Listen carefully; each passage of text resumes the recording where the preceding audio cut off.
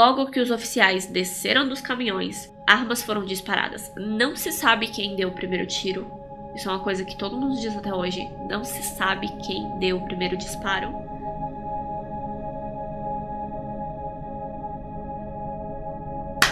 Bom dia, pessoal! Meu nome é Nathalie e bem-vindos a mais um vídeo. No vídeo de hoje a gente vai falar sobre David Koresh e o ramo davidiano, parte 2. Se você não viu o primeiro vídeo, ele vai aparecer em algum lugar aqui em cima de mim. Como sempre, se inscreve no canal, deixa o seu like. Parte 2 de 3 partes, ok? Amanhã ainda vem mais um vídeo. Como sempre, eu tenho que informar quais são os gatilhos dessa história. Hoje a gente vai mencionar abuso infantil, violência doméstica, aborto, pedofilia, abuso sexual, armas de fogo, invasão, abuso de animais e morte de animais. Morte de animais é uma parte bem pequena da história. Vamos lá então? Onde a gente parou? Vernon Howell tinha acabado de mudar o seu nome para David Koresh no dia 15 de maio de 1990. Com nomes de reis bíblicos, ele governaria o seu povo com autoridade e regras específicas. Homens e mulheres dormiam em quartos separados, só se viam durante as refeições e durante a missa. Orações eram feitas diariamente, a dieta lá dentro era vegetariana e álcool e drogas não eram permitidos. O David podia.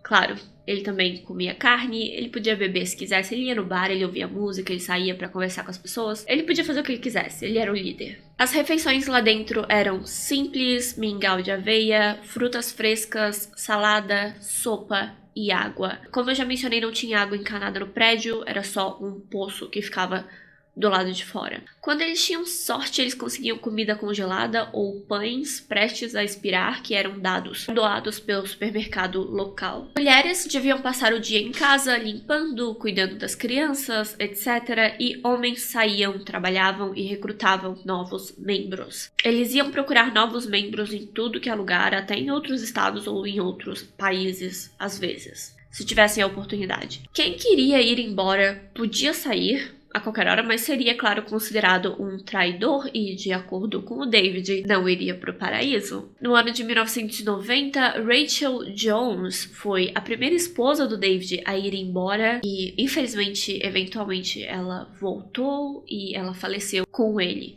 no complexo. No ano de 1990, ela abandonou o grupo e a família, levando apenas o seu filho, seu primeiro filho. Ela teve mais filhos. E o motivo para sua saída, a princípio, foi porque ela descobriu que David estava de casinho com a mãe dela. O David estava literalmente tendo relações com a mãe da esposa, a primeira esposa, porque ele tinha várias esposas. E eu acho que ele também queria casar com a mãe da Rachel. A mãe dela, Janine, saiu do grupo alguns meses depois, e nessa época, em 91, o David já tinha pelo menos 8 esposas e 15 filhos dentro do complexo. Um deles, a Rachel levou embora com ela naquela época, e aí ela voltou e teve mais 2, se eu não me engano. Agora, ele estava proclamando ser o Cordeiro de Deus, o único realmente capaz de interpretar o livro das revelações, o livro que fala do Apocalipse, pelo que eu entendi. Depois dessa proclamação, os seguidores que restavam do complexo foram intitulados Estudantes dos 7 Selos. Os 7 selos, se referindo aos selos que, quando abertos na Bíblia... Gente, eu tô resumindo muito isso aqui, tá? Eu não sou especialista em nada disso. 7 selos que, quando abertos, liberam o Apocalipse, cada um trazendo um problema diferente. A Bíblia é um livro muito complexo. Seus principais aprendizes eram, é claro, aqueles mais próximos do David. A família Jones, a família da Rachel, sua primeira esposa, eram, tipo, os mais próximos. Ele se casou com 2 meninas da família Jones e o seu cunhado, de acordo com relatos, dormia ao seu lado todas as noites com uma arma para protegê-lo, aparentemente. Na virada de 91 para 92, as pessoas estavam cansadas lá dentro. Alguns dias eles não tinham água para beber no poço e nem comida, ou era um espaço pequeno no complexo para muita gente. Eles estavam sempre tentando aumentar o prédio, mas era uma coisa complicada, né? Não tinham muito espaço e mesmo quem pensava em ir embora ficava pela fé, ficava porque realmente acreditava que estava fazendo aquilo por Deus e para ter o seu lugar no paraíso. Eram tempos bem difíceis, aqueles. David mudava as regras constantemente, expulsava pessoas que ameaçavam ir até a polícia ou se rebelavam contra os desejos dele, as regras dele. Aos poucos, as coisas estavam indo de mal a pior. Em 1992, por causa do governo do George Bush estava falando umas coisas que o David não concordava. Então ele começou a acreditar, David, que os Estados Unidos eram a nova Babilônia, o mundo da corrupção e do pecado, e que logo uma nova ordem mundial, o anticristo, reinaria.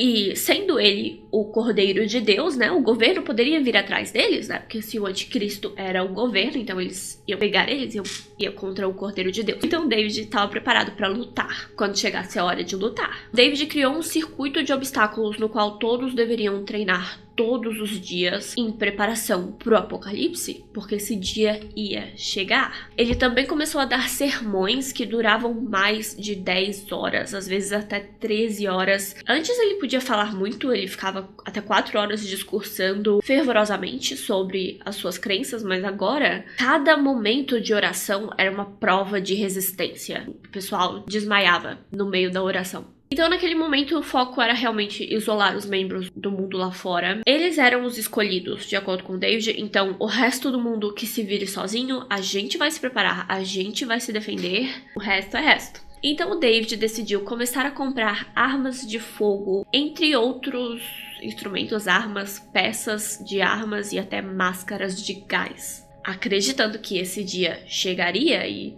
eu vou dizer, tecnicamente eles não estavam errados. Muitos dos membros do grupo afirmam que o complexo usava essas armas, eles não planejavam atirar em ninguém com essas armas, de acordo com os membros do grupo, mas sim que eles revendiam essas armas para ganhar dinheiro. Revendiam ou remontavam as armas para ganhar dinheiro. Toda a história tem dois lados, que faz sentido também, porque eles precisavam de bastante dinheiro para manter toda aquela gente viva, né? Mas sim, quem tava lá, acredita-se que eram mais ou menos 150 pessoas na época, e todas elas, pelo menos os adultos, né, as crianças não tinham muita escolha, mas os adultos acreditavam que em algum momento teria uma guerra contra o anticristo. O apocalipse viria, as pragas viriam, e aí o retorno de Jesus, e aí o paraíso. Tem que ter o ruim, tem que ter a guerra com o anticristo, pra daí Jesus retornar. Os sobreviventes seriam aqueles, né, que realmente acreditavam em Jesus, eram dignos de ir pro paraíso. Ok, então, desde mais ou menos o início de 1992, as notícias de um culto religioso se preparando pro apocalipse, com noivas de 12 anos de idade e um líder que abusava do seu poder, as notícias estavam se espalhando, né? Porque tinha muita gente que chegou no seu limite, saiu do grupo e foi falar com a mídia e foi chamar a polícia, porque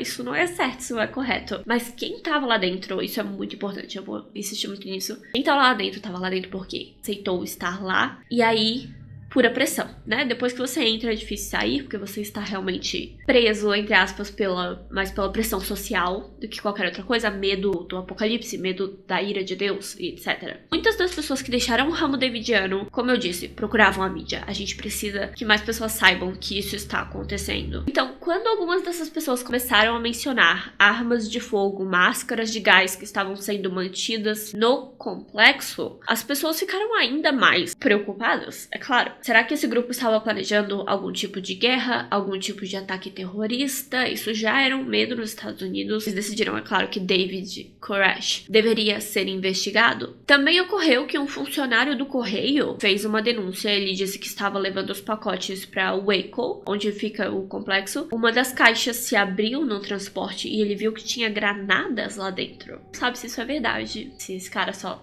mentiu e falou que viu essas coisas, mas disse que viu e chamou a polícia. Além disso, em fotos aéreas do lugar, era possível ver que eles enterraram um ônibus do lado de fora do prédio, criando um possível armazém, um lugar para esconder armas, ou talvez até um abrigo antibomba de algum tipo, que era preocupante, o pessoal ficou preocupado. Também havia boatos de homens armados que rondavam o lugar e que protegiam o lugar. As autoridades acreditavam que aquele era um grupo religioso que estava planejando algum tipo de ataque, algum tipo de guerra, e algo precisava ser feito. Foi por isso que eu disse, tecnicamente o David não estava errado quando ele disse que o governo invadiria o seu complexo. Eles precisariam fazer isso para descobrir se ele realmente tinha armas lá dentro e se ele realmente estava planejando um ataque terrorista, então eles teriam que entrar lá e ver essas armas. Vizinhos foram entrevistados, eles relataram que membros do grupo podiam ser vistos às vezes treinando tiro ao alvo, com objetos que pareciam ser do tamanho de uma pessoa e do formato.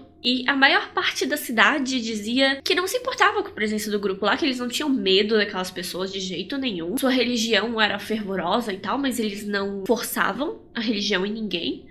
E os homens do complexo trabalhavam na cidade, eram seus colegas, eram seus amigos. O David era visto no bar, ouvindo música, quase todo fim de semana, sabe? Eles tinham, sim, medo de um ataque por motivação religiosa, mas individualmente eles não tinham medo daquelas pessoas.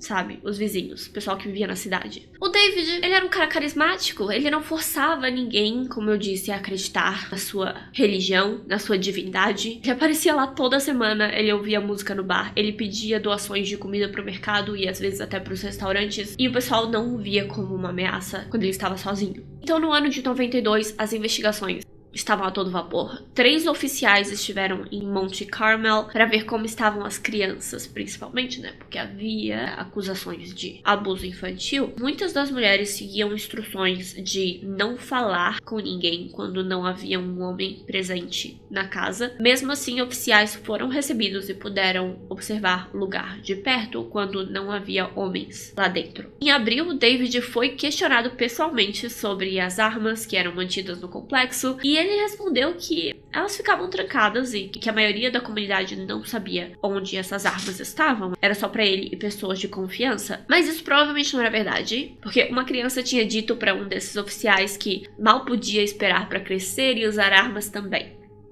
Então, pelo menos eles não deixavam as crianças tocar nas armas, né? As crianças sabiam das armas, todo mundo sabia das armas. Quando questionado sobre o esconderijo debaixo da terra, o David mostrou que sim, eles tinham um ônibus escolar enterrado do lado do prédio principal do complexo. Os bancos do ônibus tinham sido removidos e na extremidade oposta à entrada, no fundo do ônibus, tinha uma geladeira velha cheia de marcas de tiros na geladeira e 3 rifles no chão. O David respondeu que ele praticava tiro ao alvo lá dentro, que era melhor para não causar muito barulho, o espaço fechado, e era um lugar só para ele treinar tiro. Como vocês devem imaginar, a pessoa que o investigou naquele dia era uma mulher. Eu fiquei impressionada com a coragem dela. Ela foi lá sozinha e ela saiu de lá assustada. Ela avisou seus superiores de que alguma coisa precisava ser feita, tinha alguma coisa errada lá dentro. Com certeza. Bom, mesmo com todo esse fuzuê, artigos em jornais, ex-membros indo até a mídia, provas de que o grupo tinha, sim, armas dentro do complexo, talvez não armas ilegais, mas armas, eles não tinham como prender ninguém.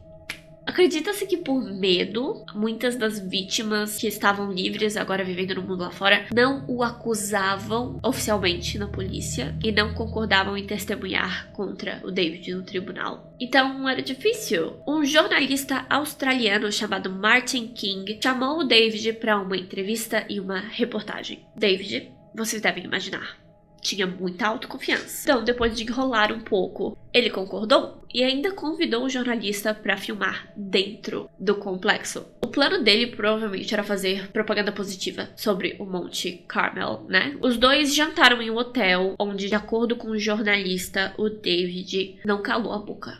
Ficou falando, discursando, o cara não ficou 1 minuto em silêncio. E no dia seguinte, toda a equipe de filmagem foi até o complexo. Eles foram recebidos com cerveja, mulheres, crianças sorridentes. Eles participaram da rotina, as orações, as refeições e as tarefas. E até teve um show com música ao vivo. Martin, o jornalista, ele não era bobo. Ele esperou até o último momento para perguntar pro David sobre todas essas acusações sérias contra ele, de propósito, vou deixar ele confiar em mim até o fim, e aí depois eu faço as perguntas mais sérias. Isso foi bem inteligente da parte dele, porque ele ficou chocado, o Martin ficou chocado em perceber que a maioria das pessoas lá dentro não fazia ideia que essas informações estavam circulando lá fora. Eles não sabiam que o pessoal lá fora sabia sobre essas coisas, né? Abuso infantil, principalmente. Quando tudo terminou, o David decidiu que não haveria mais entrevistas, ele não confiava mais em repórteres. O Martin fez a sua reportagem e tal, ele publicou o que ele conseguiu lá dentro. David nunca mais deu entrevista.